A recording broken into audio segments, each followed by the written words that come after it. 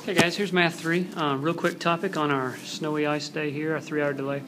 We're going to write quadratic equations once we've been given the root. Okay, first thing we need to recognize is that there's 4 synonyms for roots, and here they are listed. You need to understand that these 4 words always go together. That's a Math 1 topic and a Math 2, but we know that our roots are always our x-intercepts, which are also called zeros on our calculator. Or they're called solutions. If we were just trying to do our algebra and solve something, we'd call them solutions. So understand that these 4 words are the same and that they're synonyms.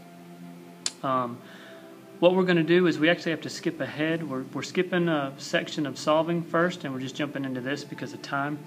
So when we write a quadratic equation with roots, what we're going to do is we're going to start with the fact that they are solutions. So when we have solutions, roots are 3 and -4. That's the solution, x equals 3. And that should say x right there. I think I fixed that later, but that should say x.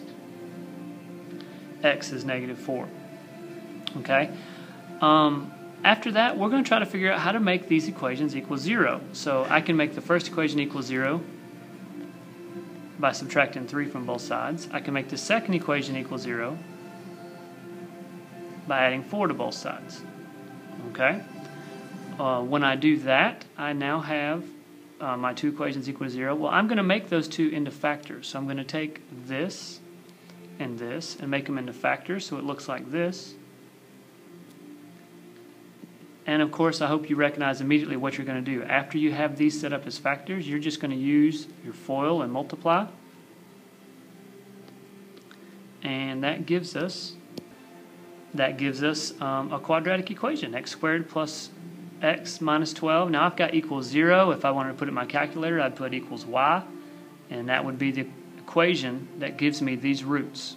Okay? We'll try it again down here.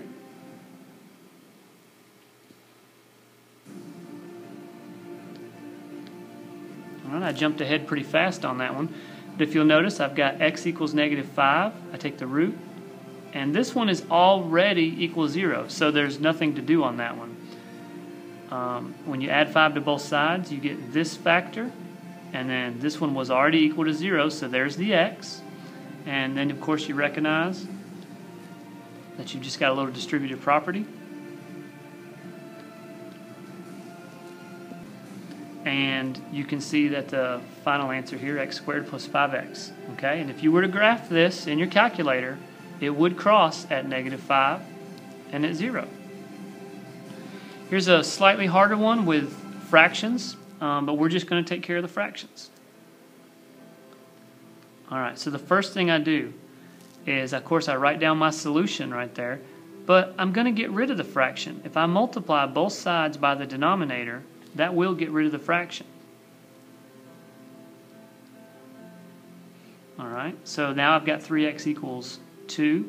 Now I can do what I did before, subtract 2 from both sides, and I get 3x minus 2 equals 0. That's kind of the process. I'm going to do the same thing for the 3/4, except of course I'll multiply by 4. Now I know this was kind of going in a hurry.